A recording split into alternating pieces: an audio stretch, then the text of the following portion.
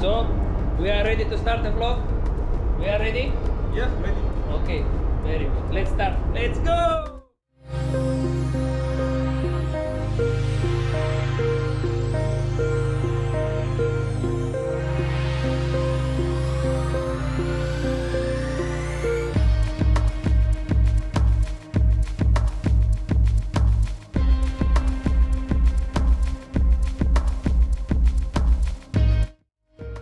Hello everyone, welcome to another vlog from the sea. In today's episode I will take you with me in the workshop where I have replaced a broken watertight light switch. This is the workshop and that is the projector. I have been on this vessel before and that is the time when I installed that projector. And after me came one Filipino guy who stayed on board for 9 months.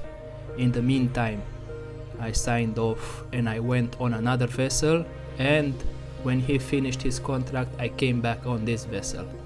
The first time I did not have this GoPro camera, so that is why I did not record when I installed the projector. But now I want to show you how am I replacing this light switch. Like I said before, this is a watertight light switch. Everything on board, as you can imagine, is watertight because this is a vessel, it's not a house, and you can have water or oil splashes everywhere, so you have to take care of the equipment. This being the workshop, there is always some accident, let's call it like that, because people are handling heavy equipment or some pipe or some flange, and they keep hitting things all over the place. Also in the workshop, for those that are not familiar, not only in the workshop, on board the engine, on board the vessel, in the engine room, there is always between 45 and 50 degrees Celsius. It is a very hot environment, and as you can imagine, things broke down sometime because of the heating, because of the accidents that can happen, like I said before. So the first time when I was here, I installed that projector because the chief engineer has asked me to put an extra projector near the working bank of the fitter. On that time, the fitter which was on board was a Croatian guy, if I remember correctly, and he was 64 years old, and the fitter that is now is Filipino. You will see him beside me in a few moments. He was a curious guy. He is like 55, 56, so you can imagine we are not young guys over here.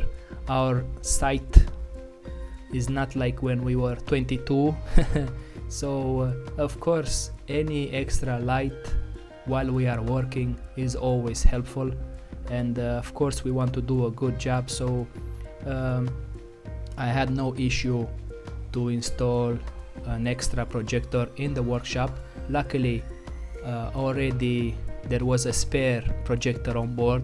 The guys were using it for fishing on the aft when we were anchoring, but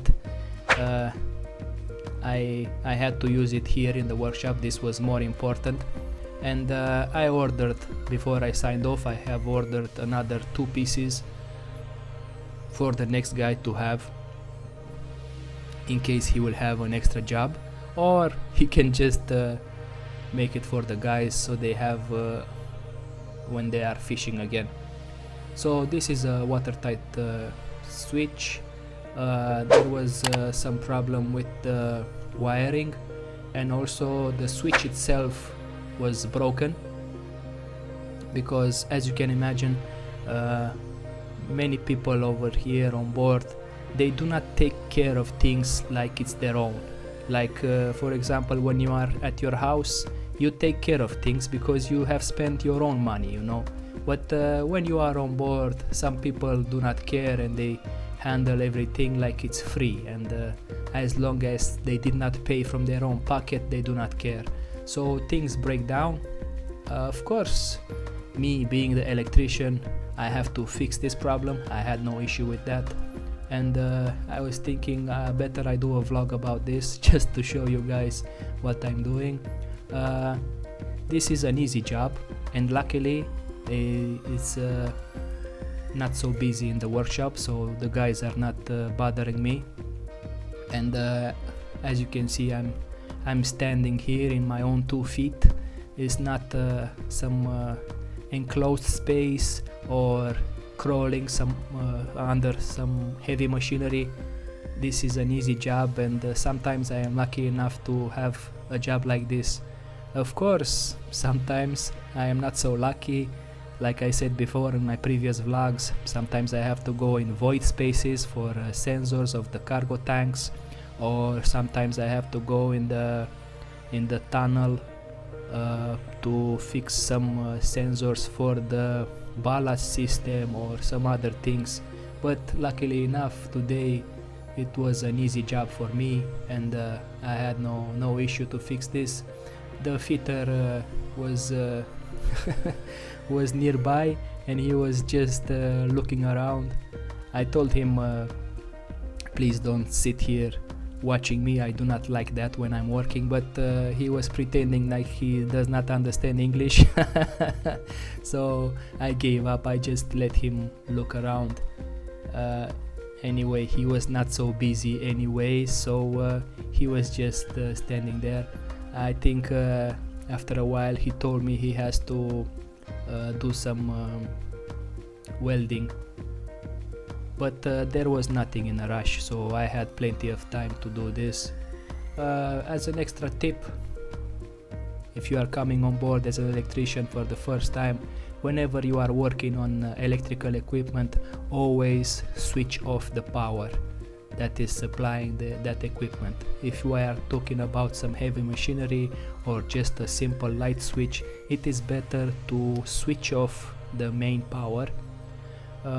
This is a 220 volts AC ship, but even if you are working on Japanese ship which are 110 volts AC, I recommend that you switch off the power. Even in your house you should switch off the power if it's possible, because as I was saying earlier, in the engine room is like 45-50 degrees Celsius, and of course my hands are very sweaty.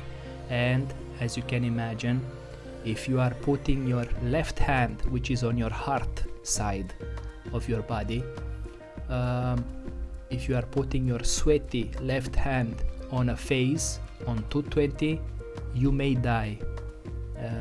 So there are no second chances in this job, so it is better to be careful and enjoy the money that you are making on board, so your family can get you home safe and sound and have a great life together. That was the main job for today.